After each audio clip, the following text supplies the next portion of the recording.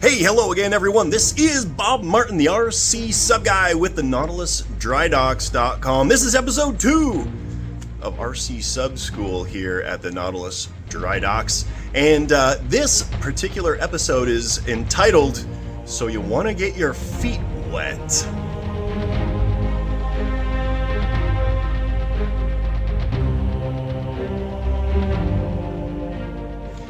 So what do I mean by, hey, do you want to get your feet wet? There are just a couple of questions that you need to ask yourself before you start sinking hundreds, if not thousands of dollars into this amazing hobby. If you can be honest in answering these questions, it'll guarantee that you have either a good time or avoid yourself a lot of heartache. So hey, let's get into it. All right, everyone, just a reminder, all of the information that I'm going to be giving to you in this video series is contained in my book, Diving Deep. This video series is just going to expound on that a little bit more. But if you're looking for a reference that you can keep by your bench, by your bedside, or on the back of the toilet, this is what you want. It's available in paperback or in digital formats. Highly recommend it if you're just getting started in the hobby, or even if you've been in it a while. It's a great idea to read through it. There may be nuggets in there that'll cue you up for some extra knowledge that you may not have had already.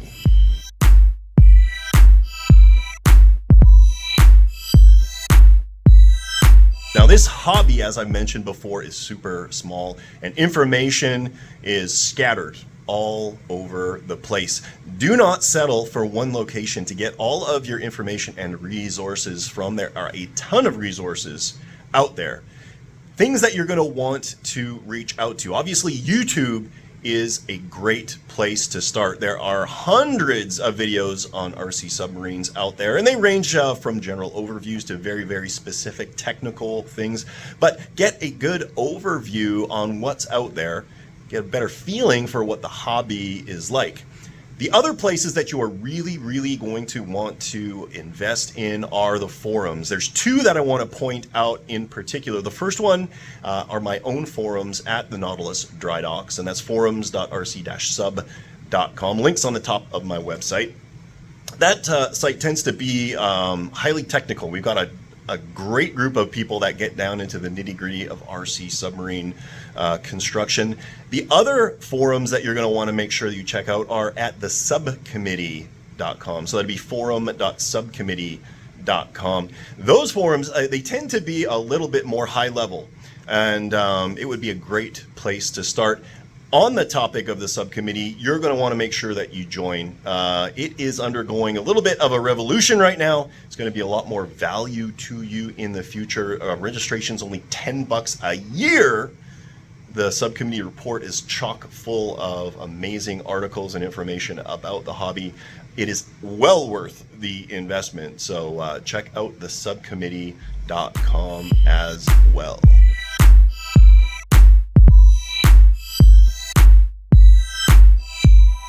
Now, skill in some cases can be overridden by perseverance and experience, but you're going to want to make sure you've got a fundamental understanding of RC vehicle operation. So you know what a transmitter is, what a receiver is, how servos work, you know, the different types of batteries and that kind of a thing, so that you have a core understanding of the technology that gets incorporated into these RC submarines. Now, if you do not have those skills yet, it's not a roadblock for you, but before you start throwing hundreds and thousands of dollars at an RC submarine kit, get that knowledge in place. Again, there's tons of forums out there and lots of excellent videos on YouTube that will explain to you the fundamentals of RC vehicle construction.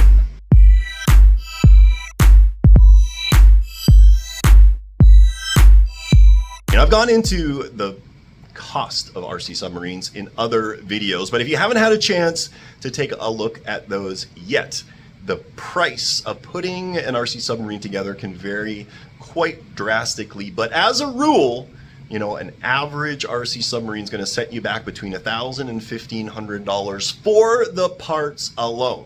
All right, this is for you buying everything that's going into it.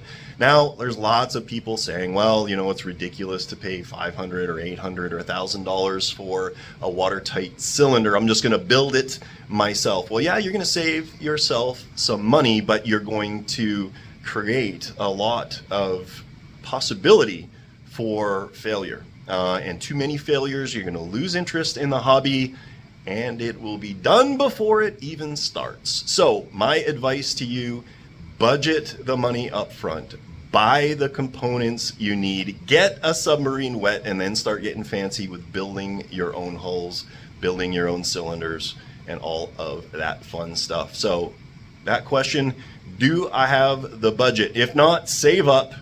Make sure you have that money in reserve because you are going to need it.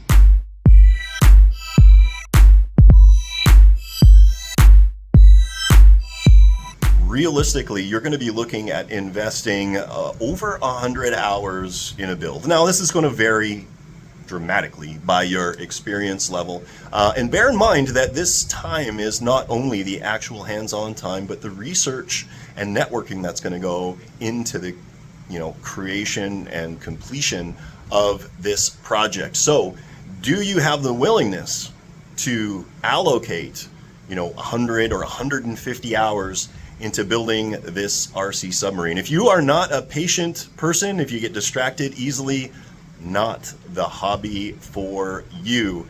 The other thing, obviously, like I mentioned before, do you have the perseverance? You're going to get frustrated. It is going to be a difficult journey. This is not the easiest hobby to get into.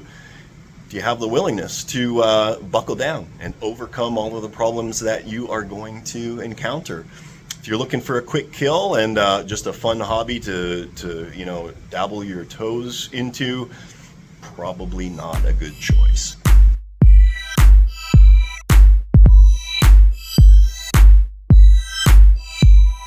This is not like assembling a small plastic, car model where you can do it on the corner of your desk and kind of get away with it.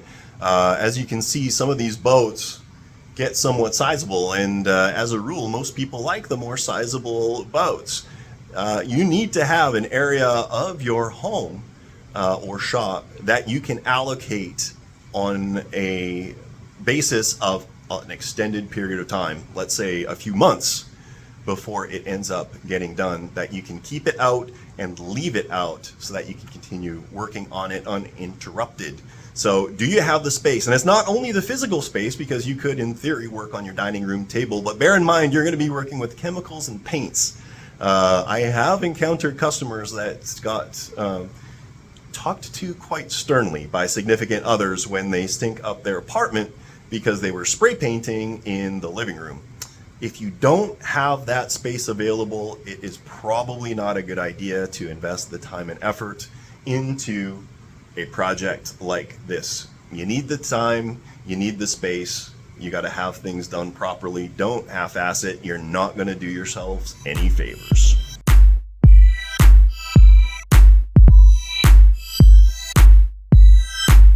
Now, there's a lot of aspects to this. Is the vendor available to help you out throughout your journey? Now, there are certain manufacturers that are going to be overseas that historically have not been exceptionally good at customer service, getting back to emails, answering inquiries. This is not what you need. As a beginner in the RC submarine hobby, you need to have somebody that is going to be there to support you in your journey. There are a number of excellent vendors out there. If you do join the subcommittee, there is a list of RC submarine vendors that you will have access to, but only for members. I would definitely check that out.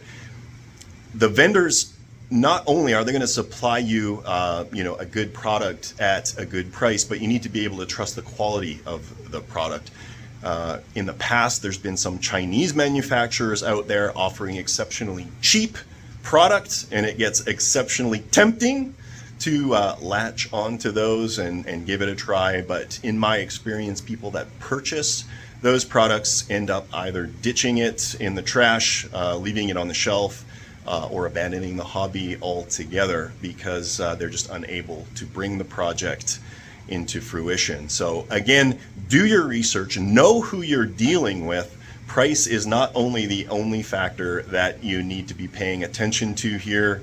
A trusted vendor is going to be exceptionally important.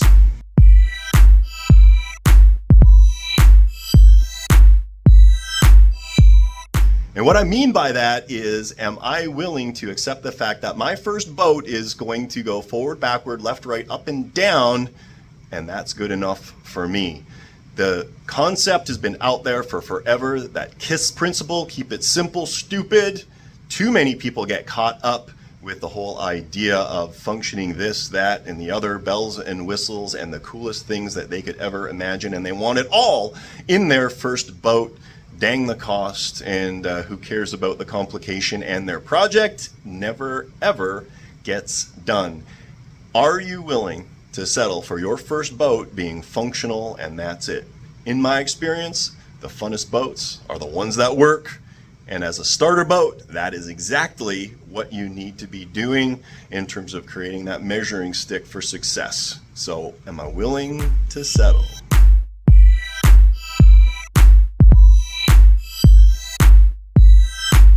And if your objective is to finish the boat at all costs, and that's exactly what needs to happen in order for you to consider it a success, I'd be a little bit worried. This is going to be a long journey and a frustrating one. If you can just break it down into small battles and have fun learning about it, you are going to have the best time in this hobby. I guarantee it. It is not going to be easy, and it's not going to be quick, but it will be rewarding to the point you will never, ever turn back again.